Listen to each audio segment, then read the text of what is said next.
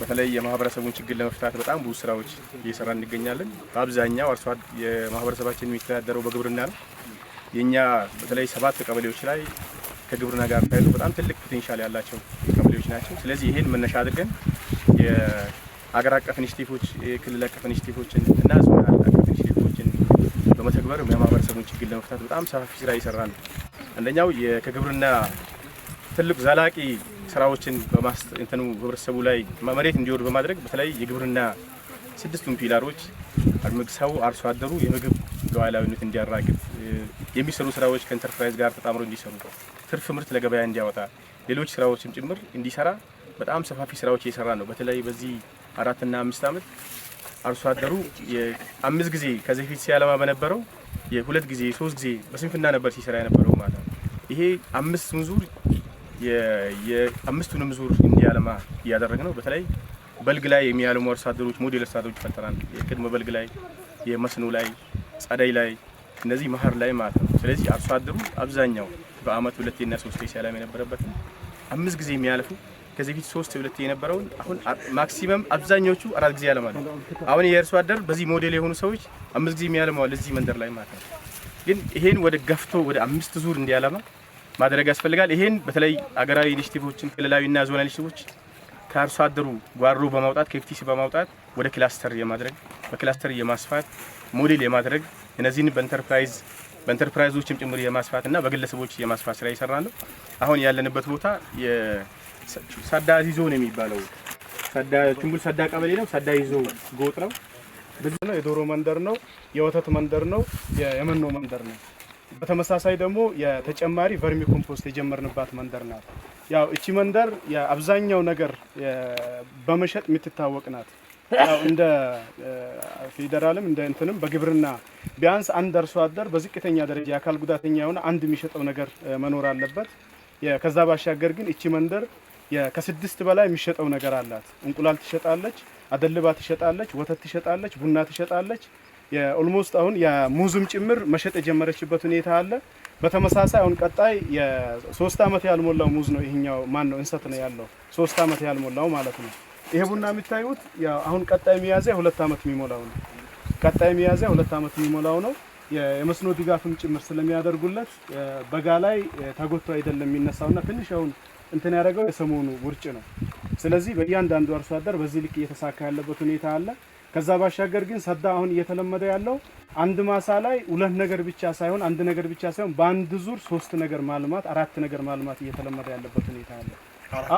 4 ምርት በአንድ ዙር ማለት ነው። አሁን ይሄ ሙሉ አላደረጉትም እንጂ ጎመን ጀምረውበታል። ከላይ ሽምብራ አለ፣ በተመሳሳይ የቡናው አለ። ወደ እንሰቱ ሲገባ 4 ይሆናል ማለት ነው። ወደ እንሰቱ ሲገባ ስለዚህ በዛ ልክ በአንድ ዙር ነው በአንድ ዙር ሚጥሚጣ፣ ጎመን፣ ሽምብራና ቡና ወይም ሌሎች የፍራፍሬ አይነቶችን በጋራ የማልማት ስራዎች እየተለማመደ ያለበት ሁኔታ አለ።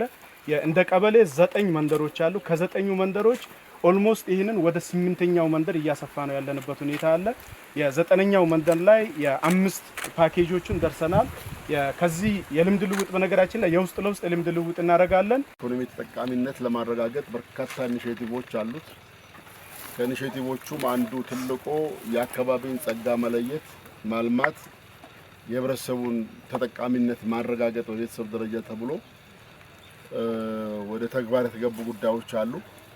እንግዲህ ከነኚህ ነገሮች አንዱ የግብርናን ማልማት ነው። የግብርናን ማዘመን ግብርናው በአመት አንድ ጊዜ ዝናብ ጠብቆ ከማልማት ውሃ ተኮር ግብርናን እውን እናርግ ነው በሚል በፓርቲያችን በመንግስታችንም ግልጽ አቅጣጫ ተቀምጦ ተግባር የተገባው። እንግዲህ በዚህ መነሻ ከተረጂነት ወደ ምርታማነት የሚባሉ በርካታ ጉዳዮች አሉና ዛሬ እዚህ የመጣንበት ቀበሌ ስናይ እኔ ሐምሌና ነሐሴ ነው ወይስ ጥር ነው እያልኩ ነበር። የፓርቲያችንም የመንግስታችንም አቅጣጫ በትክክል መሬት አርፎ የህዝብ ተጠቃሚነት እያረጋገጠ ማረጋገጡ ይሄ ማሳ ይናገራል። ይሄን ማሳ የሰሩ እጆች፣ የመሩ አእምሮዎች፣ ያስተባበሩ አካላት ትልቅ ክብርና ምስጋና ይገባቸዋል። አርሶ አደሮቻችንም እንግዲህ ይሄ ጅምር ከናንተ አልፋችሁ በቤተሰብ ብልጽግናን በማረጋገጥ ቀጥሎ ወደ ተሻግሮ ሌሎች ለመትረፍ ሌሎች ለማገዝ የሚያስችል እድል እንዳለ ነው ከዚህ የምናየው። ይሄ በትክክል የአዲስ ሐሳብ የአዲስ እይታ የለውጥ ጉዞ በትክክለኛ ሀዲድ ውስጥ ገብቷል ማለት ነው። እዚህ የምናየው ይሄንን ነው ማለት ያለውን የውሃ አማራጭ አሟጦ ለመጠቀም እየተደረገ ያለው ጥረት እጅግ የሚያበረታታ ነው። ይህንን አጠናክራችሁ መቀጠል እንግዲህ ቀን ነው ማታ ነው የሚባል ነገር መኖር የለበትም። ከዚህ በኋላ ብርድ ነው ፀሐይ ነው የሚባል ነገር መኖር የለበትም። ድህነትን አሸንፈን ብልጽግና በቤተሰብ ደረጃ እውን እስክናረግ ድረስ አሁን እናንተ ሀዲድ ውስጥ ገብታችኋል። ሀዲድ ውስጥ የገባ ባቡር መፍጠን ነው ያለበት። እንዲቆም አይፈቀድለትም። ለምን? ከኋላው ሌላ ባቡር ይመጣል።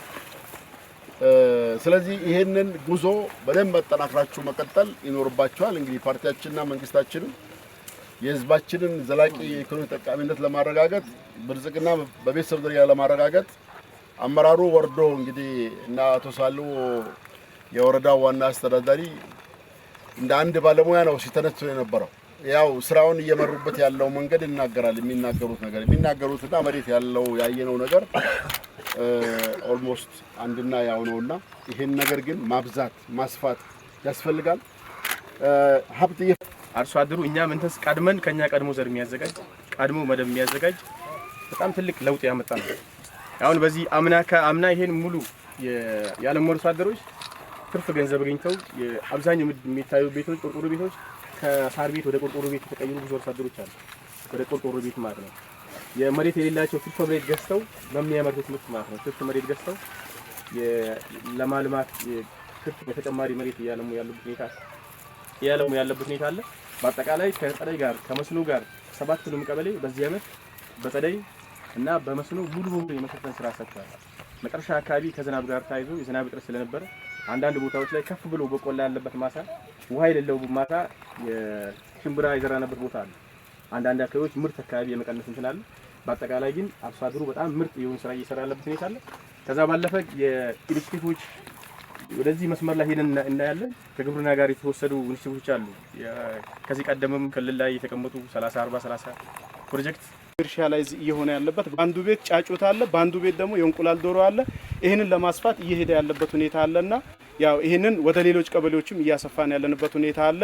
በነገራችን ላይ 9 ብለን የቆጠርነው ማርን ከሰብል ጥበቃ ስራ ላይ ቅድም ሳሉ አንስተዋል። ከሌሎች ከሰው ጋር ከእንስሳት ጋር ንቦች የተወሰነ ንክኪ ያላቸው የተሻለ ምቾት መንደር ላይ ቢኖራቸውም ግን የሰብል ጥበቃ ላይ ትንሽ ሊነካኩ ስለሚችሉ ዳገት ይሻላል ብለን ዳገት ስላወጣና ወደ 10ኛው እየሄድን ነው እንደ ሰዳጎራ የሚል ነገር ለማንሳት ነው። በማስራ ልክ ቁጠባ ላይ መስራት አለባቸው። ቁጠባ ለአንድ ማህበረሰብ የብልጽግና መሰረቱ ቁጠባ ነው። ያገኘውን ወደ ፍጆታ የሚወስደው ከሆነ ወደ ቁጠባ ወስዶ ወደ ኢንቨስትመንት ማይሄድ ከሆነ ተደማሪ ሀብት አይፈጠርም። አሁን ይሄንን ይሄን ሽንኩርት ነገ ወደ እሴት ጨምሮ ወደ ገበያ ማቅረብ፣ ቲማቲም አምርቶ ቲማቲምን ወደ ኢንዱስትሪ ወስዶ ወደ ኢንዱስትሪ ቀይሮ ለአገር ውስጥ ገበያ ለዓለም ገበያ ማቅረብ፣ ተወዳዳሪ ምርት ማምረት ይመጣል። ያኔ በብድር ሌላ ቦታ መፈለግ ሳይሆን ካገኙት ቆጥበው በተደራጅተው በተደራጀ መንገድ ወደ እሴት ጭመራ መሄድ አለባቸው። ምርቱን ስናስብ ከግብዓት አቅርቦት እስከ ገበታ ገበያ ድረስ ያለው ሂደት አስባችሁ መስራት ይኖርባችኋል። ያየነው ነገር እጅግ ተስፋ የሚሰጥ ነው። ለዚህ ለሁላችሁም ይሄንን ለመራችሁ ላስተባበራችሁ ለሰራችሁ አርሶ አደሮች ይሄንን እዚህ ቀበሌ ላይ ቁጭ ብላችሁ አርሶ አደሩ ይሄን ስራ መሬት እንዲነካ ያረጋችሁ የልማት ጣቢያ ሰራተኞችና አመራሮቻችን ትልቅ ክብር ምስጋና አለኝ። በርቱ፣ ተበራቱ። ትክክለኛ ሀዲድ ላይ ናችሁ። ይሄንን አንዳንድ ወረዳ ኢንትሮች ስንጠይቅ ከፍተኛ ገንዘብ የምናገኝበት ቀበሌ ነው። ይሄ ሙሉ የግብርና ፓኬጆችን የአርሶ አደሩን እኛ ስናመጣ መንግስት ሲያመጣ አርሶ አደሩ አባሉ ተቀብሎ መሬት በማውረድ የተነሳ አሁን ወተት ይሸጣሉ፣ ሙዝ ይሸጣሉ፣ አቮካዶ ይሸጣሉ፣ ቡና ይሸጣሉ። ከራሳቸው አልፈው ለገበያ ማቅረብ ጀምረዋል። ስለዚህ በዛ መነሻ ነው አሁን ትምህርት ቤት እየቀየሩ ነው። ሁለተኛ ቅድም ያነሳው 22 ሚሊዮን ብር በራሳቸው ወጪ አውጥተው ዛሬ መብራት